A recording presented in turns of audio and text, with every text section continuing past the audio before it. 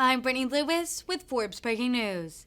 During Senate floor remarks on Wednesday, Senator Joni Ernst spoke about the upcoming one-year mark since the Biden administration withdrew U.S. forces from Afghanistan. Ernst decried the withdrawal, calling it haphazard and disastrous.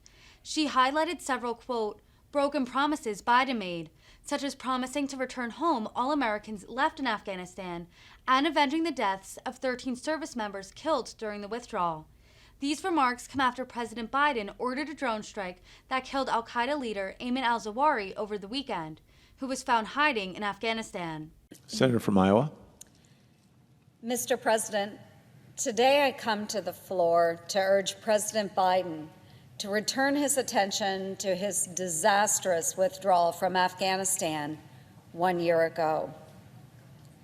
I want to direct the Commander-in-Chief to reflect on a series of commitments he made to the American people before and during his reckless exit.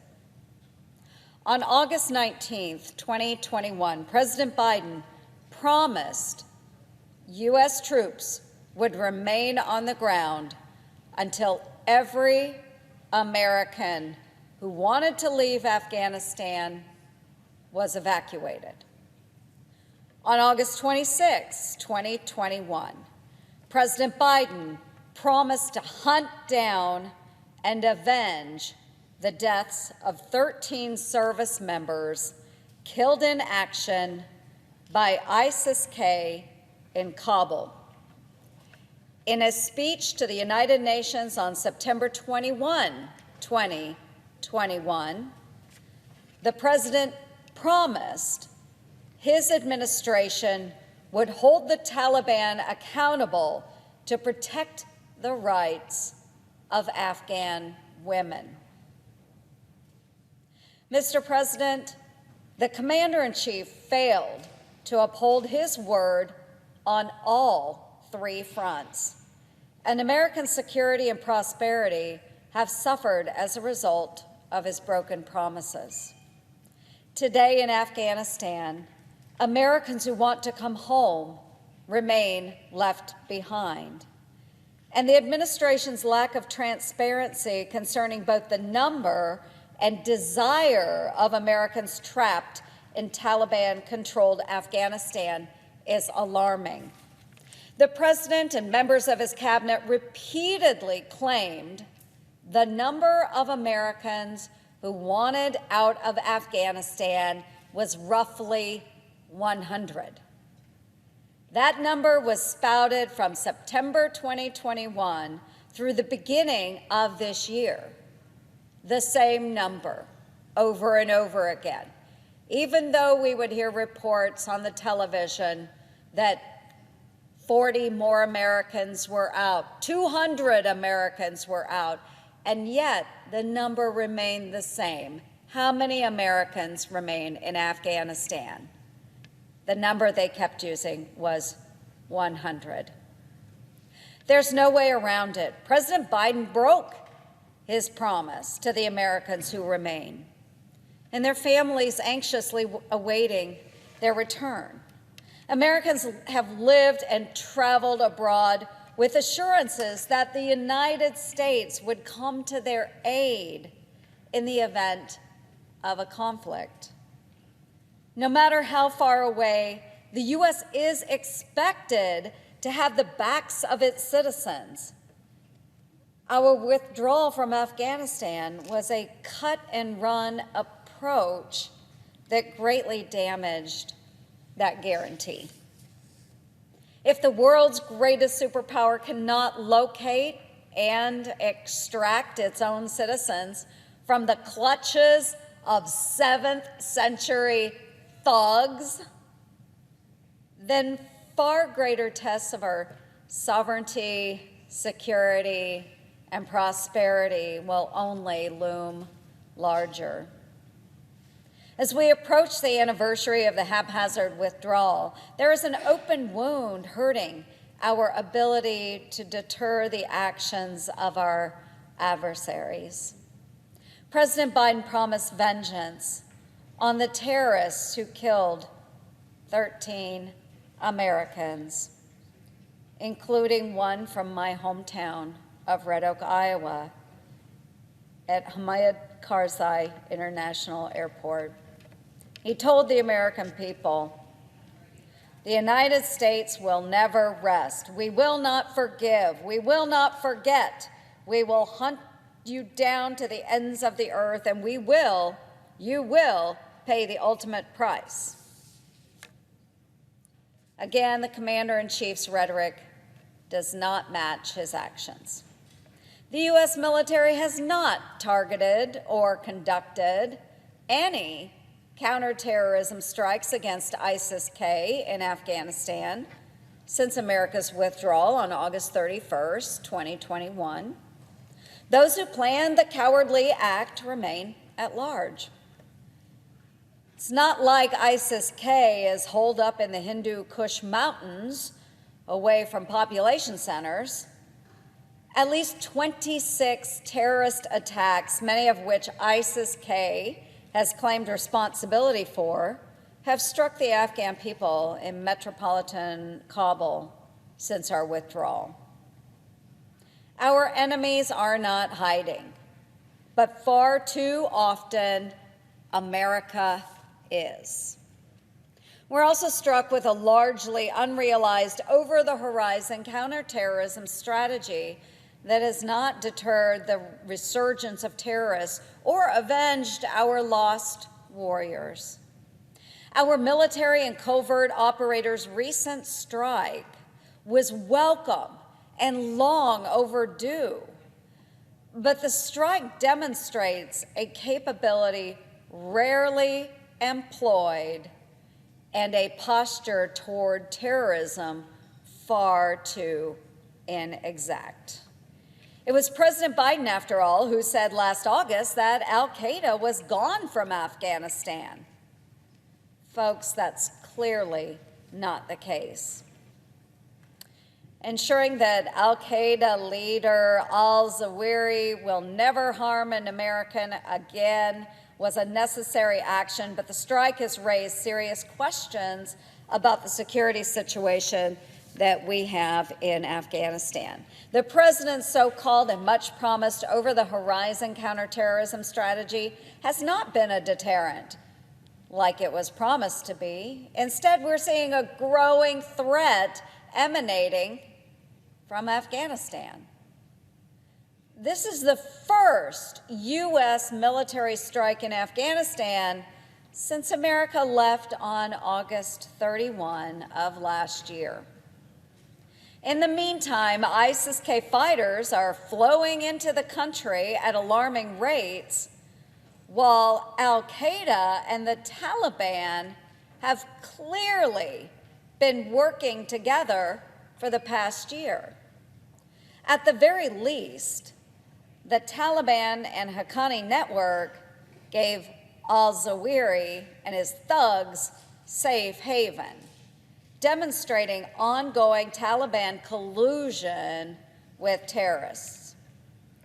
A lone strike does not demonstrate a developed capacity to prevent further coordination that threatens American security. Not only has the U.S. capacity to protect the homeland been greatly damaged, the president's intent to champion human rights as a centerpiece of this administration's foreign policy is also in shambles. Last fall, the president repeatedly claimed Afghan women were a linchpin of his foreign policy priorities in the region. Yet today, after 20 years of constitutional democracy and advancement of civil rights, the Taliban has unraveled significant hard-won gains for the women of Afghanistan. The Taliban enforce a fundamentalist interpretation of Islam, prohibit women from working, from attending secondary school, and from traveling any distance without being accompanied by a male member of their family. Most recently, the Taliban has required all women to cover themselves from head to toe in the burqa. Yet it is reported that the president's team continues to bargain with the Taliban concerning diplomatic recognition, potential coordination with the U.S. intelligence community, and access to $3.5 billion in held currency to the Taliban, despite these actions. Extending official diplomatic engagement and facilitating access to funding without guaranteed and meaningful liberties for women and girls will legitimize the Taliban rule and further subject women to a brutal regime. Any further effort to surrender leverage to the Taliban is a candid reflection of the Biden administration's failure to remedy its own hypocrisy regarding human rights. The administration's abandonment of Americans, inability to serve justice for our soldiers killed in action, impassive counterterrorism operations, and ignorance of the human rights disaster they precipitated in Afghanistan have substituted sound strategy for an ad hoc response of willful negligence. And they know it. The Department of State and Department of Defense under President Biden have refused to cooperate with the Special Inspector General for Afghanistan Reconstruction. The president's neglect is most profoundly demonstrated through his administration's lack of controls on billions of dollars of taxpayer and frozen funds marked for humanitarian aid that have found their way into the Taliban's coffers. Since the Taliban and Haqqani network, the two groups that are ruling Afghanistan, are specially designated global terrorists, existing law compels the administration to disclose the risk of taxpayer money slipping into the hands of these two terror groups. The licenses issued by the Treasury Department over the last year extend far beyond acute humanitarian aid for food and medicine. They expand the authorization of funding for activities from endangered species research to direct payments to support governing institutions controlled by the Taliban and the Haqqani network. I led 15 other senators in asking the Biden administration to detail the total financial support provided to Afghanistan and an honest assessment of the taxes, the fees, and the import duties siphoned off by the Taliban. More than 6 months later, we are still waiting for a comprehensive answer. This is completely unacceptable in light of recent reporting that Taliban authorities are interfering with the delivery of humanitarian aid, despite a pledge to the United Nations last fall that they would not. The people of Afghanistan continue to suffer from food insecurity, while the Taliban are enjoying the spoils of America's generosity. Numerous requests for a detailed accounting have gone unanswered by the Treasury and State Departments. Leaving Americans behind, failing to avenge the death of 13 service members, and abdicating your promises to Afghan women and girls do not deter threats from our shores. In testimony to the Senate Armed Services Committee on October 26, 2021, the Undersecretary of Defense for Policy stated that ISIS-K and al-Qaeda have the intent to conduct operations against the United States and that ISIS-K could generate that capability in 6 to 12 months, and Al-Qaeda within 1 to 2 years. 8 months has come and passed, and we have yet to learn how Team Biden will protect our citizens from this threat at home or abroad.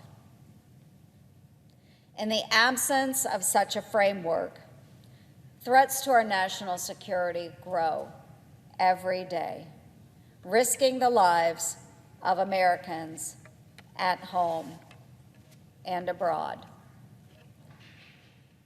Folks, we're rapidly approaching that 1-year mark. The haphazard withdrawal from Afghanistan. And Mr. President, we cannot forget. Thank you, Mr. President. I yield the floor.